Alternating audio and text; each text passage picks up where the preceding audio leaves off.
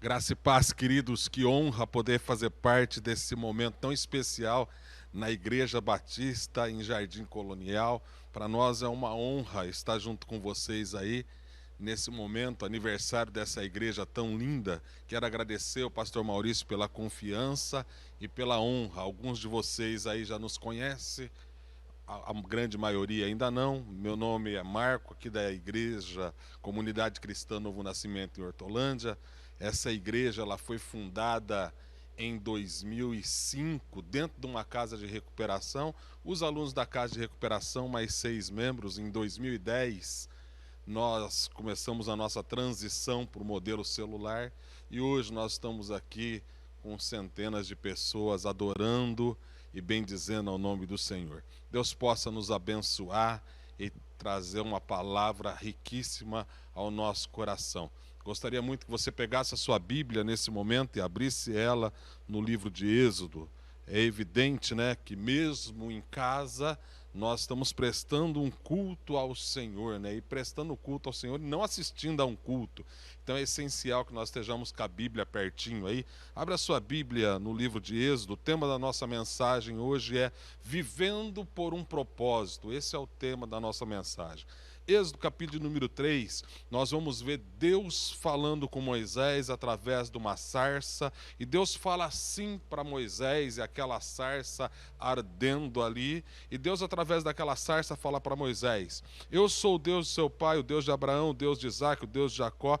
Então Moisés cobriu o rosto, pois teve medo de olhar para Deus. Disse o Senhor: de fato tenho visto a opressão sobre o meu povo no Egito, e também tenho escutado o seu clamor por causa dos seus feitores, e sei quanto eles estão sofrendo. Verso de número 8 diz: por isso desci para livrá-los das mãos dos egípcios e tirá-los daqui para uma terra boa e vasta, onde mana leite e mel, a terra dos cananeus, dos hititas, dos amorreus, dos ferezeus, dos heveus e dos jebuseus. Pois agora o clamor de Israel chegou a mim, e tenho visto como os egípcios os oprimem. Até aqui, queridos, eu consigo ver Moisés muito feliz. Eu vejo Moisés: é isso mesmo, Deus, seu povo está lá tremendo, seu povo está precisando de socorro, seu povo está sofrendo demais. Ainda bem que o Senhor pensou no seu povo. E Deus fala: é esse meu propósito. O propósito é esse: tirar o povo do sofrimento, tirar ele de lá. É para isso que eu estou indo, Moisés, tirar o meu povo. E Moisés, eu vejo até incentivando Deus, falando: Deus, é verdade, esse povo está sofrendo, vai mesmo. Só que quando chega no versículo seguinte aqui, Deus fala algo que Moisés não gostou muito. No verso 10, o Senhor vira para Moisés e fala: vai, pois agora, eu envio ao faraó para tirar do Egito o meu povo, os israelitas. Aí Deus fala para Moisés: Moisés, essa briga aí, esse propósito, eu não vou sozinho. Eu quero que você vá comigo. Você vai ser um instrumento que eu vou usar para tirar o meu povo do sofrimento e levar ele para uma terra que mana leite e mel. Aí Moisés entra em desespero, porque enquanto Moisés ouviu falar que o povo estava saindo, Moisés estava feliz, Moisés estava alegre, mas de repente Moisés chega lá e recebe essa notícia que ele faz parte daquele propósito. Aliás, não só fazia parte, mas o propósito passava por ele. Deus coloca um propósito sobre a vida de Moisés. Ele fala: Moisés, a partir de hoje, você está vivendo para esse propósito. De uma maneira assombrosa, Moisés vendo tudo aquilo, a sarça ardendo, e a única coisa que sai da boca de Moisés está no verso de número 11. Moisés vira e fala assim: quem sou eu? Essa é a resposta de Moisés. Moisés chega naquele momento, querido, e fala exatamente isso. Fala assim: quem sou eu? Naquele instante, tanta coisa Moisés podia dizer para Deus. Você já imaginou Deus falando com você, uma sarça ardendo ali? Que milagre, que visão! E a única palavra que sai da boca de Moisés é: quem sou eu? Moisés começa a dar desculpa para não viver os propósitos de Deus. Moisés começa a dar desculpa para poder se esquivar daquilo que Deus tinha para a vida dele. Muitas vezes isso acontece conosco, né? E ele começa ali a dar esse monte de desculpas. Só que chega em certo momento, continuando a leitura aqui, ele vira no verso de número 12.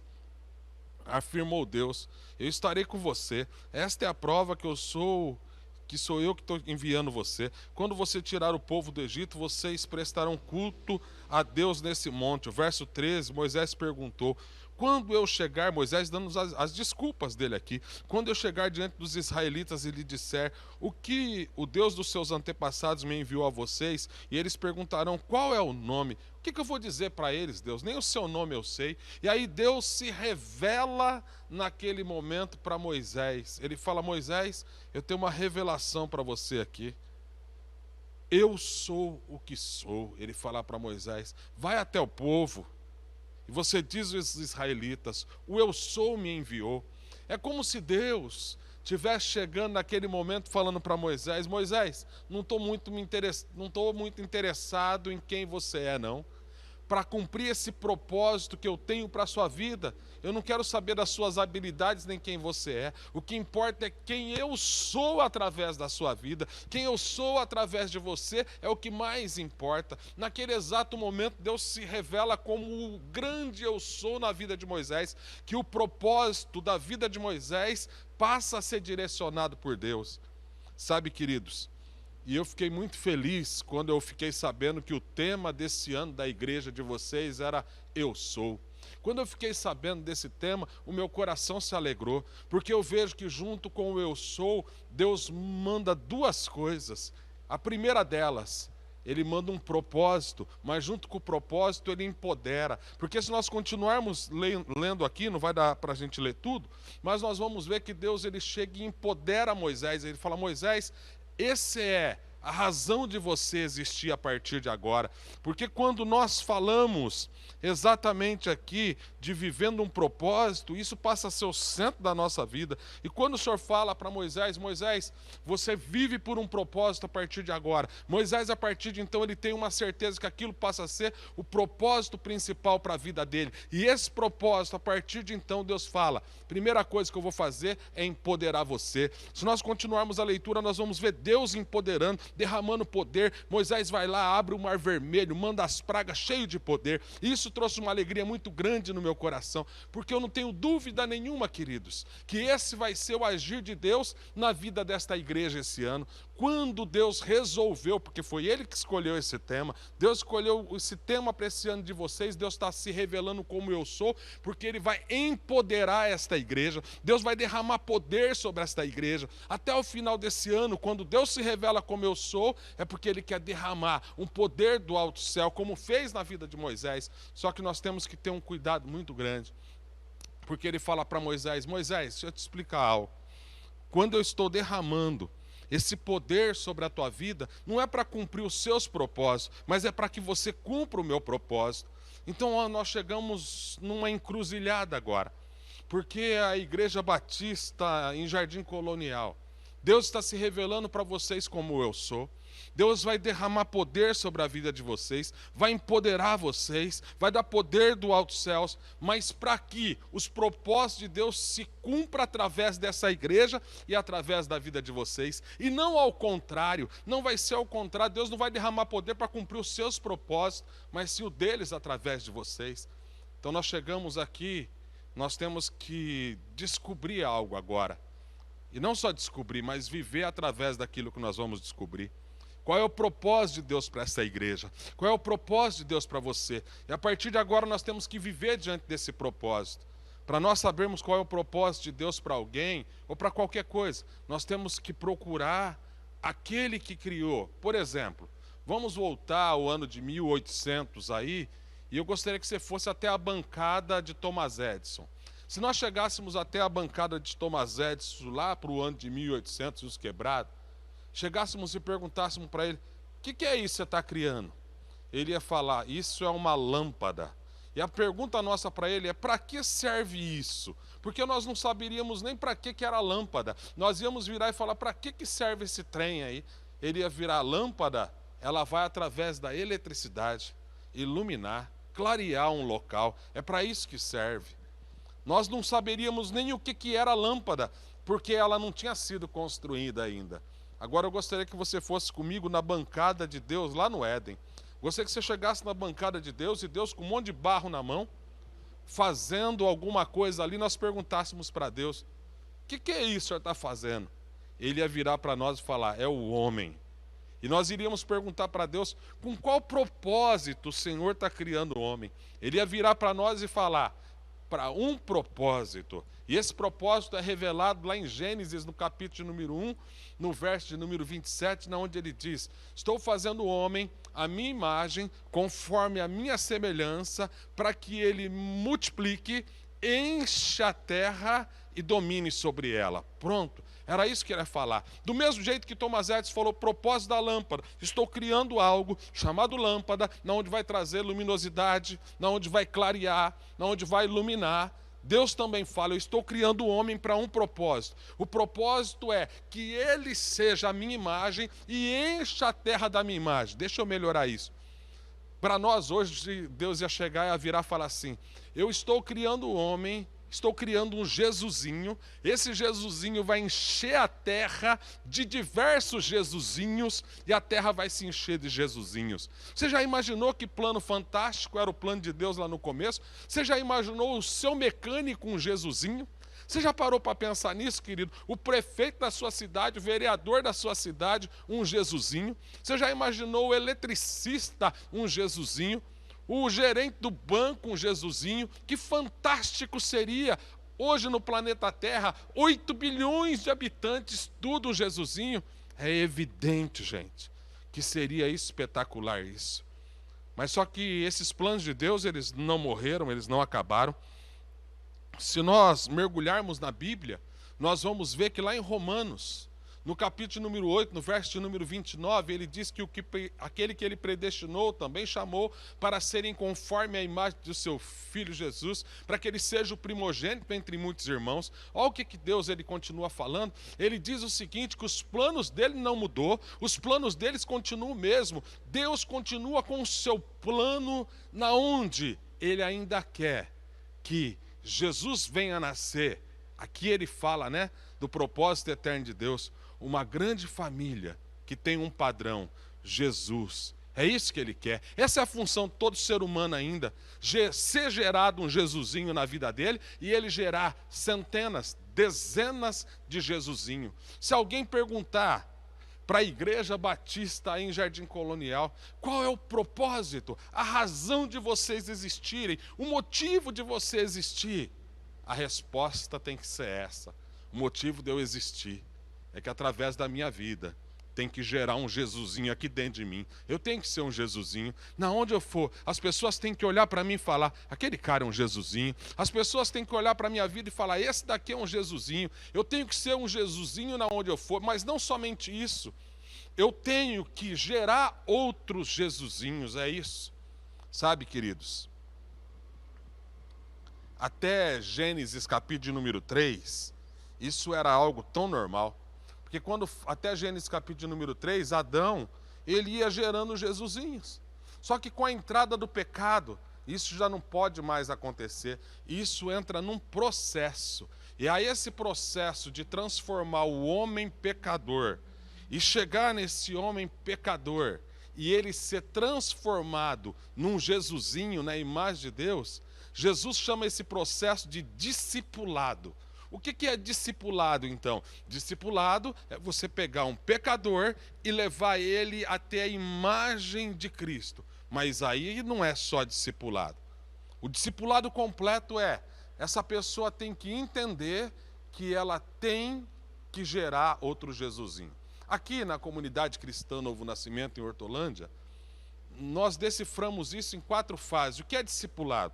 Se alguém chegar aqui nesta igreja e perguntar o que é discipulado, acho que 99% dos membros vão declarar e dizer assim: discipulado é ganhar uma alma, cuidar bem dessa alma e fazer dele discípulo. E se você perguntar para ele, é só isso? Ele fala, não. Esse discípulo tem que ser um fazedor de discípulo. O que ele quer dizer com isso? A igreja aqui sabe disso, que discipulado, ou seja, a razão da nossa existência, o propósito principal de Deus para nós é ganhar almas, cuidar bem dessas almas, fazer delas discípulos e, paralelo, ao mesmo tempo que se faz isso, vamos gerando outros discípulos para Jesus. Então, essa alma que está sendo ganha, consolidada, discipulada, ela, o mais rápido possível, ela vai gerando discípulos. Ela não precisa ser formada um discípulo, chegar à medida da estatura do homem perfeito para gerar outro discípulo, não. Ela vai fazendo isso paralelo.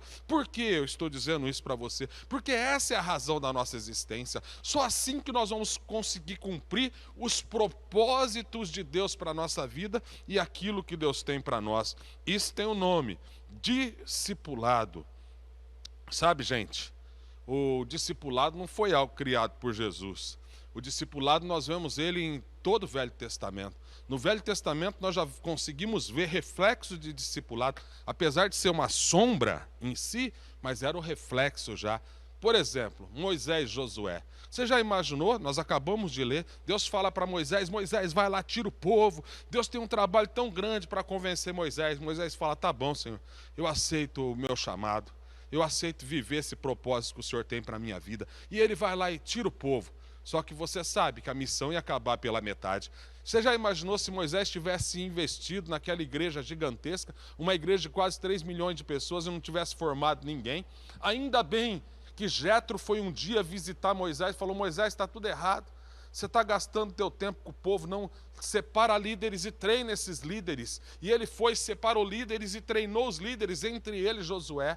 Se ele não tivesse treinado Josué, ele ia para a tenda, Josué ia junto, ele ia ter um encontro com Deus e ali Josué ia junto. Ele estava treinando aquele menino, aquele moço que depois se transformou um guerreiro e o maior conquistador de Israel, porque ele que entrou na terra prometida. Se Moisés tivesse cometido o erro de ficar focado em multidão e não gente, e não cuidar de uma pessoa e formar ele líder, a grande conquista não ia chegar. Sabe por que muitas igrejas eles não conseguem romper? Porque focam em multidão. A igreja fica focando na multidão, querendo conquistas e achando que a conquista vem através da multidão. Não! A conquista não vem através da multidão, a conquista vem através do discipulado, na onde você pega uma pessoa e forma ela. Se Moisés não tivesse investido tempo em Josué, eu quero falar com você, líder de célula, eu estou falando com você que está liderando aí, você que hoje tem esse entendimento achando que a sua célula vai conquistar se tiver muita gente, é um erro muito grande. Nós conquistamos sim quando nós pegamos uma vida para Jesus e começamos a trabalhar no caráter dela e começamos a moldar o caráter dela, aí nós conseguimos fazer isso. Foi exatamente isso que Moisés fez com Josué, por isso que teve essa grande conquista. Essa grande conquista aconteceu justamente porque aquele homem focou em uma pessoa. Eu quero desafiar você. Deus tem uma conquista fantástica. Toda essa região de São Paulo sendo transformada e mudada por esta igreja. Mas desde que essa igreja foque principalmente não numa multidão, mas numa multidão de um. Porque é esse um que vai ganhar uma multidão para Jesus. Sabe, se nós lermos o livro de Juízes, nós vamos ver que foi uma das piores catástrofes que teve em toda a Bíblia foi o livro de Juízes. E sabe quem é o culpado de tudo isso? O culpado foram os líderes que Josué formou. Porque estava indo tudo bem, mas de repente a Bíblia diz que depois da morte de Josué e daqueles líderes, o povo parou de buscar Deus. Moisés treina Josué, Josué treina os líderes, só que os líderes não formam ninguém.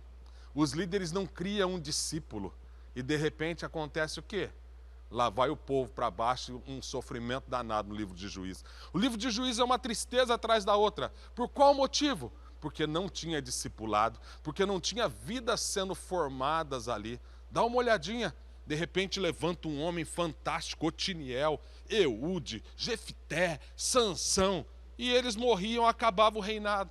Por qual motivo eles morriam e acabava o reinado? Por um motivo, porque eles não sabiam formar ninguém.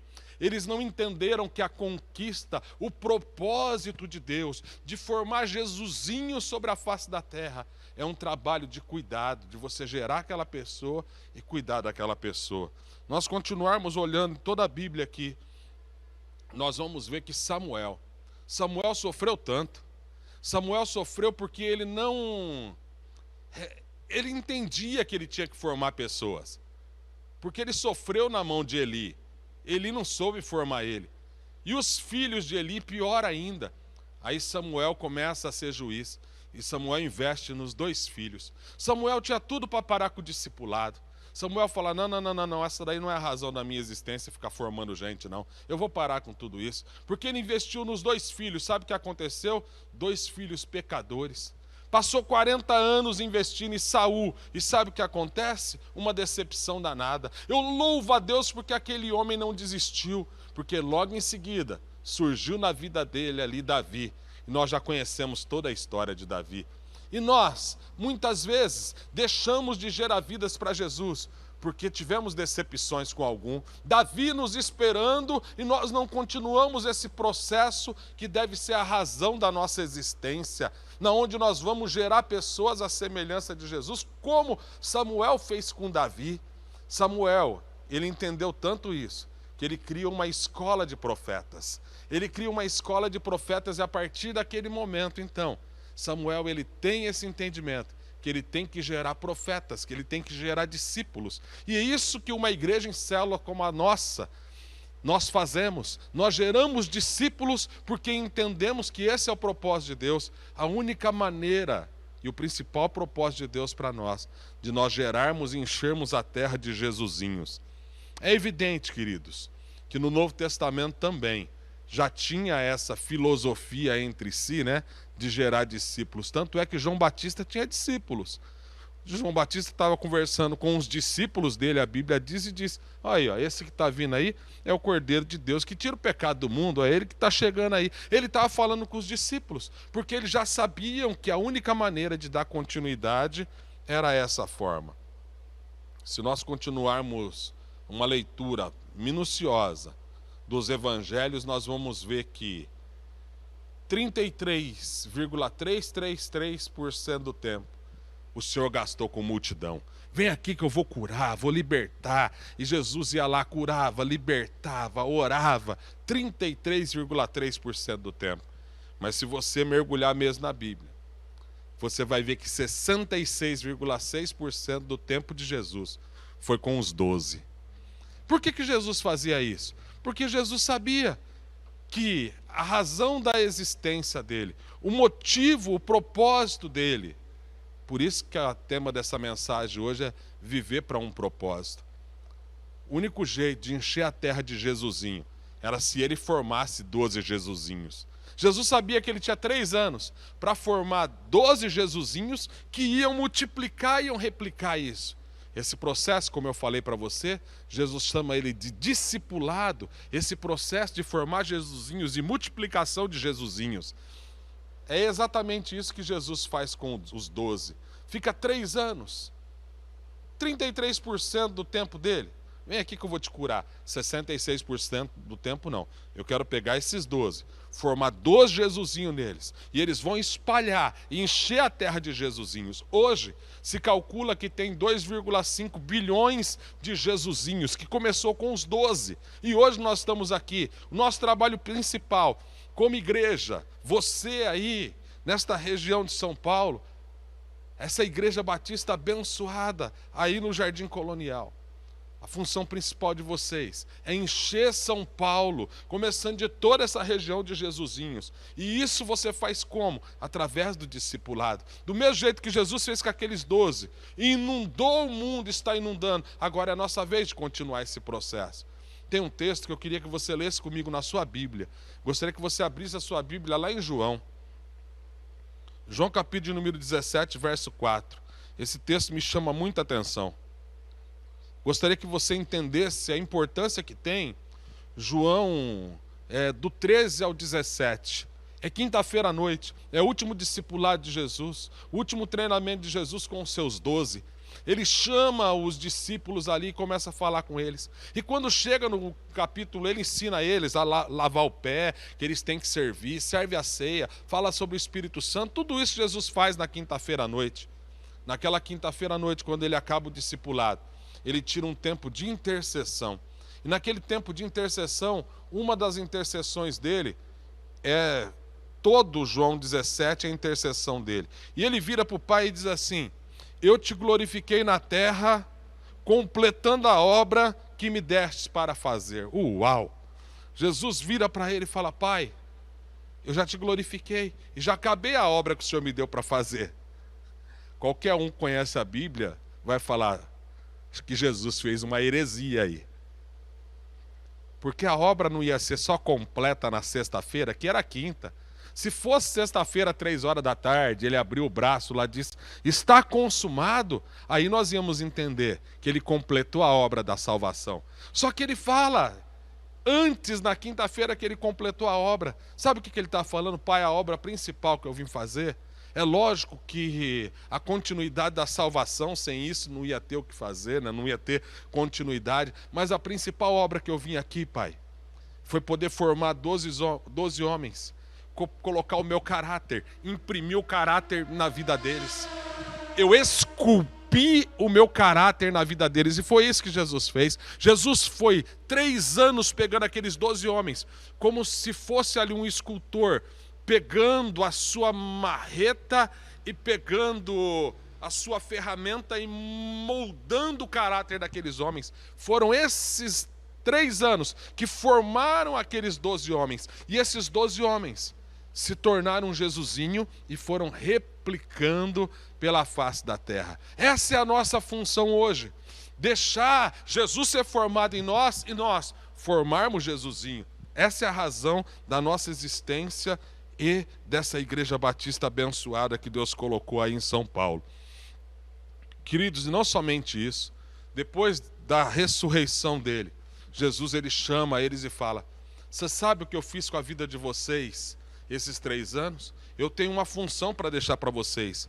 João 28:19 diz assim, portanto, Mateus 28:19 diz, portanto, ide e fazei discípulos. Quando o Senhor fala para eles, vão e façam discípulos, Jesus está falando, sabe o que eu fiz com a vida de vocês? Moldei meu caráter na vida de vocês, durante 3 anos, agora é função de vocês. Vão lá, façam isso. Qualquer crente em Jesus Cristo tem que ter esse como principal chamado na vida dele. Esses homens entenderam de uma tal forma que eles saíram fazendo discípulos em tudo quanto é canto. Eles entenderam que essa era a razão da existência da vida deles. Eu quero convidar você a ler junto comigo mais um versículo aqui, está em Atos 9:23. Atos 9:23 diz assim, decorridos muitos dias, os judeus decidiram de comum acordo matar Paulo, né? Verso 24. Estou lá em Atos 9:24. Mas Saulo ficou sabendo do plano deles. De noite, eles vigiavam as portas da cidade a fim de matá-lo. Mas, eu queria que você prestasse atenção no verso de número 25. Mas os seus discípulos o levaram de noite e o fizeram descer num cesto através da abertura de uma muralha. Uau, queridos, que fantástico isso! Paulo, ele é um recém-convertido aqui. Atos 9, Paulo tinha acabado de se converter. E a Bíblia diz que pouco tempo depois, ele já tinha discípulos. Um novo convertido, por quê? Na igreja primitiva, o beabá deles, sabe, a papinha que dava para o recém, você tem que fazer discípulos. Na escola de crescimento, na escola de líderes dele, a primeira aula deles, você tem que fazer discípulos. Qualquer crente que chegava na igreja sabia que a função principal dele era fazer discípulos. E nós acabamos perdendo isso com o tempo. Eu fiz 4 cursos de teologia, e nenhum deles me explicaram como fazer discípulo. Por quê? Porque isso foi perdido. Nós aprendemos escatologia, nós aprendemos tantas coisas, doutrina da salvação, doutrina de anjos, mas a fazer discípulos não, porque é uma arma do diabo, porque esse tem que ser o principal papel da igreja, que a única maneira de nós enchermos a terra de Jesusinho é essa. Esse tem que ser o principal papel de vocês. O papel de uma igreja forte e relevante que Jesus está levantando é essa igreja, a função principal nossa. Mas como se faz discípulos? Se faz discípulo de uma forma muito simples.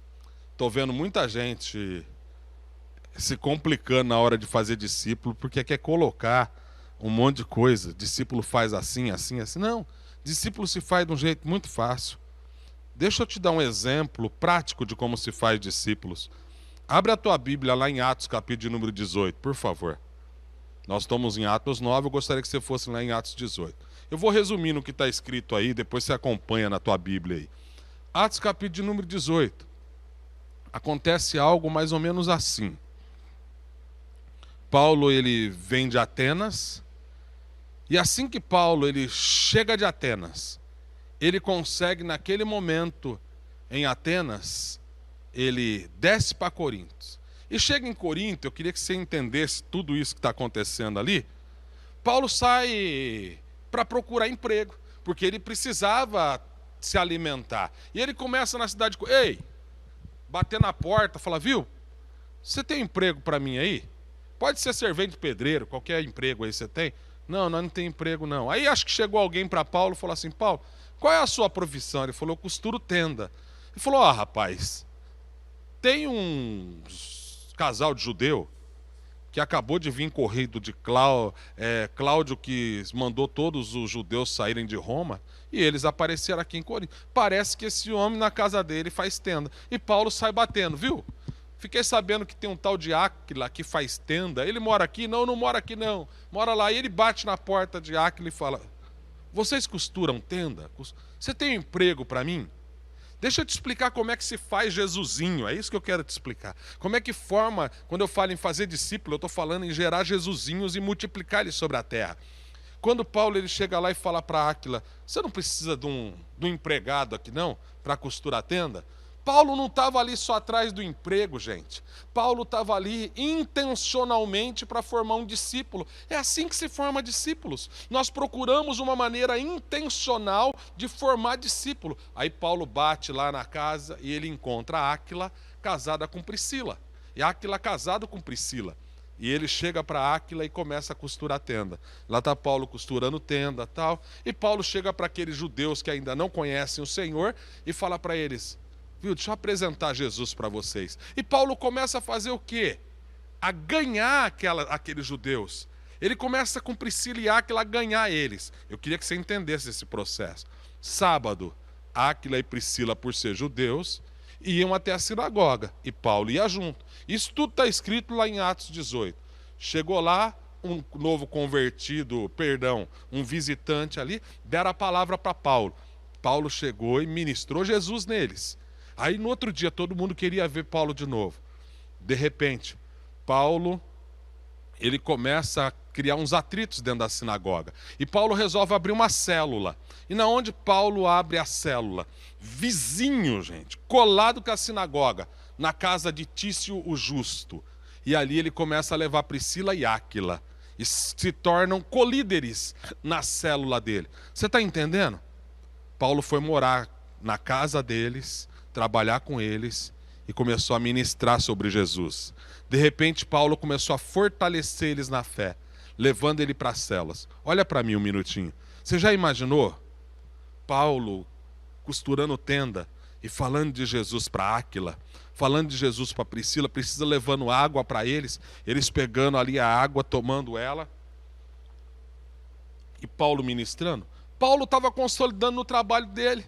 Do mesmo jeito que você deve fazer no seu trabalho, do mesmo jeito que você deve fazer quando você vai na padaria, da mesma forma, simples assim, anunciando Jesus. De repente ele abre a célula dele do lado da sinagoga, leva essas duas pessoas ali, ele fica mais ou menos um pouco mais de 1 ano e meio, estruturando a vida desse casal. Aí Paulo sai de Corinto, deixa ali em Corinto uma cidade já estruturada no Evangelho, levanta outros líderes e leva Priscila e Áquila para Éfeso. Ó, colíderes junto com o líder indo para Éfeso. E eles chegam na cidade de Éfeso naquele momento. Paulo continua a viagem, mas deixa os dois ali. E os dois ficam e abre uma célula. Deixa eu falar para vocês. Pessoas que não conheciam Jesus. Paulo foi lá, apresentou Jesus para o patrão dele. Depois Paulo faz do patrão dele um Jesusinho. E agora é a hora dele abrir a célula dele. E eles abrem a célula desse casal lá em Éfeso. E Paulo continua a sua viagem. E eles estão lá com a célula deles aberta, a célula deles funcionando, já Jesusinho, e eles entenderam. O meu trabalho agora é formar outros Jesusinhos. Eu preciso formar outro Jesusinho. E continua trabalhando na célula deles. De repente, eles ficam sabendo lá na sinagoga, tem um homem pregando lá na sinagoga. Está falando de Jesus, um novo convertido, um jovem. Eles chegam lá na sinagoga, quem está lá? Um tal de Apolo pregando. Eles veem que Apolo tem um conhecimento de Deus, mas ainda não é estruturado. Apolo precisava ser discipulado. E eles chamam Apolo para a célula deles, levam para a casa deles e começam a discipular Apolo. Olha que fantástico! Aquele homem, ex-patrão de Paulo, que não conhecia Jesus, se converteu, foi formado um Jesusinho nele, e agora ele estava formando um Jesusinho em Apolo. Você tem ideia do que é isso? Isso pode acontecer na sua célula. Você pode fazer isso. Você pode gerar Apolo dentro da sua célula. Você pode estar gerando uma Priscila, um Áquila. Esse é o chamado de Deus para a nossa vida. Deixa eu ler um texto para você entender o que eu estou falando para você. Se você puder, me acompanha na sua Bíblia, em 1 Coríntios 1,12.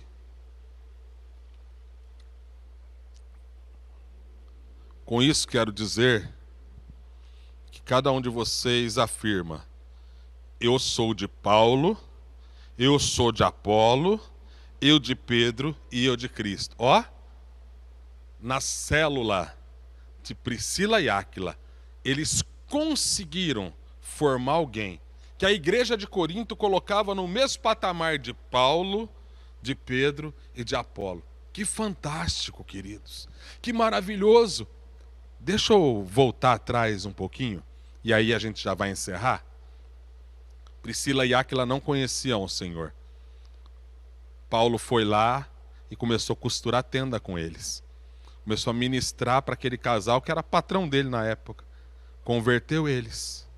Se tornaram líderes de célula.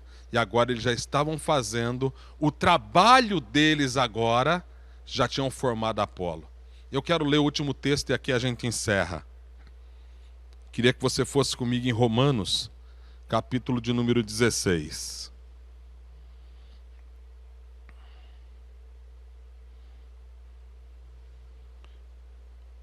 Romanos 16,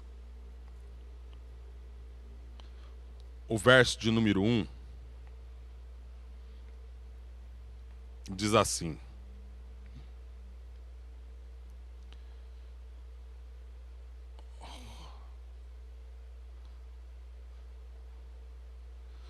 Romanos 16, 1.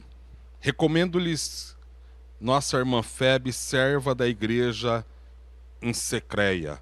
Peço que a recebam no Senhor de maneira digna dos santos. Aqui Paulo manda uma carta para a igreja que está em Roma. Por isso que é o nome da igreja aos romanos, né? A carta aos romanos. A igreja estava em Roma.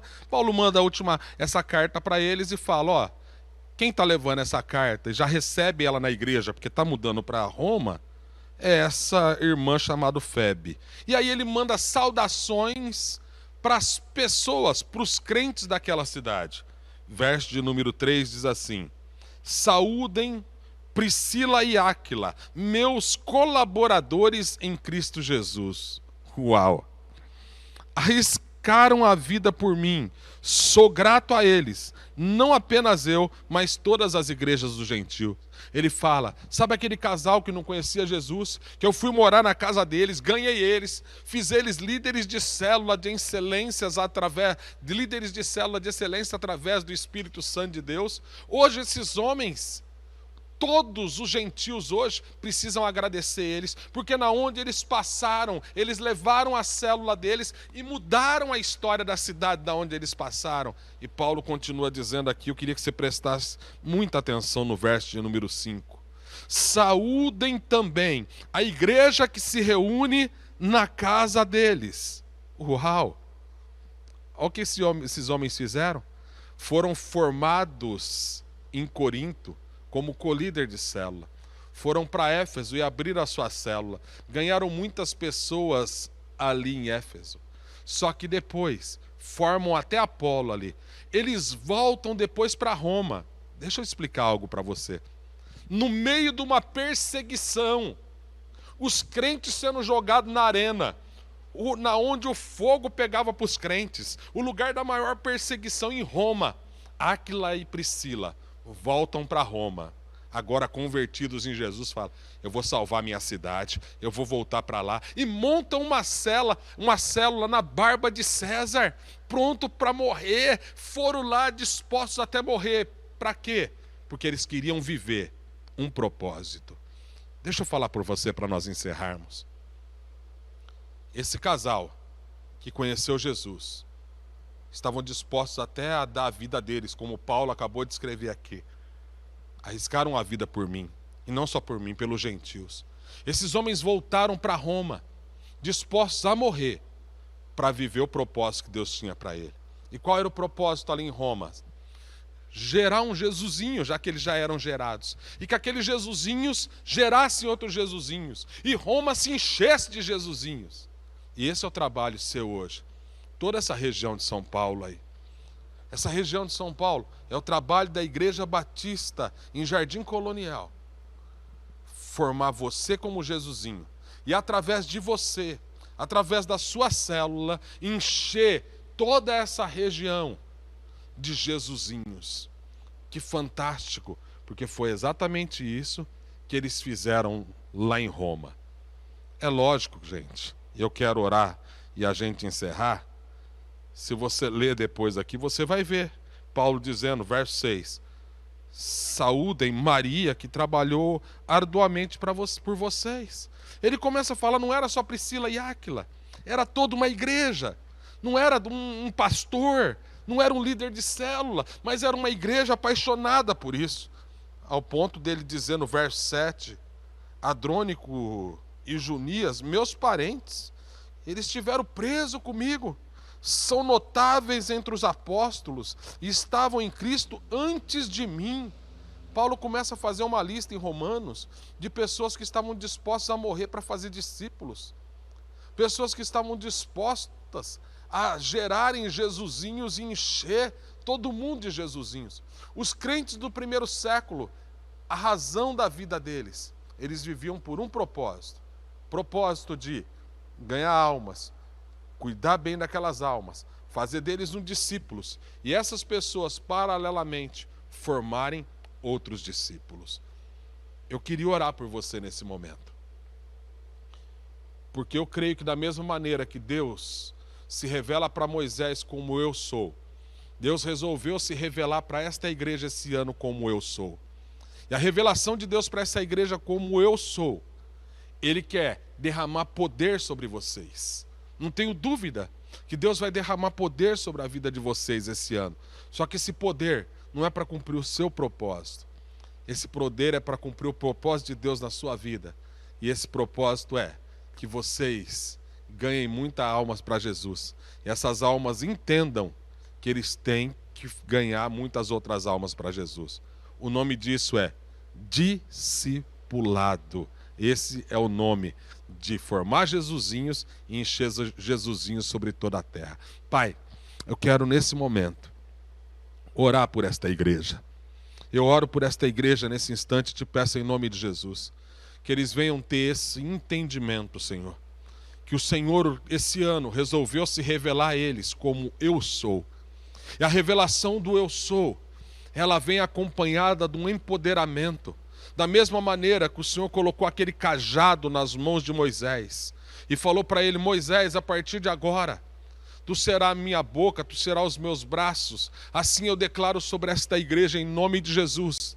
Que esta igreja seja a sua boca, que essa igreja seja os seus braços em toda essa região de São Paulo. Empodera esta igreja agora em nome de Jesus. Uma igreja, Senhor Deus, que venha fazer sinais e prodígios, da mesma maneira que Moisés fez. Da mesma maneira que Moisés tinha autoridade para tocar na rocha e sair água. Da mesma maneira que Moisés tinha autoridade para tocar no mar e o mar se abrir. Nós declaramos esse poder sobre esta igreja, mas não para cumprir a vontade deles, mas para se cumprir a tua vontade. E a tua vontade nós sabemos qual que é, Senhor, que o encher a terra de homens segundo a sua semelhança.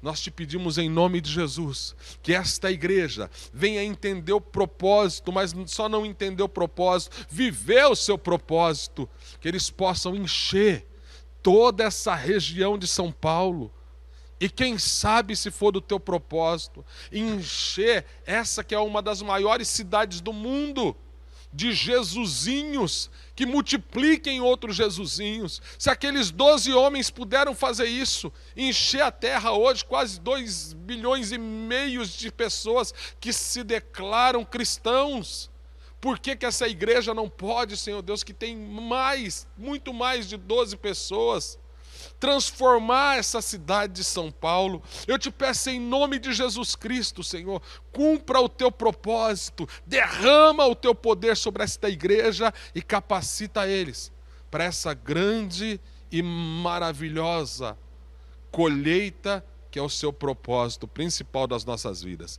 Em nome de Jesus, eu oro por esta igreja, abençoo este ano de aniversário, que seja um ano do derramar do teu Espírito, na onde o Senhor vai derramar do teu poder e de viver o seu propósito, que é ganhar almas, cuidar bem dessas almas, fazer deles discípulos que entendam que o trabalho deles é formar outros discípulos. Em nome de Jesus, eu oro a Ti e em nome de Jesus eu te agradeço. Amém.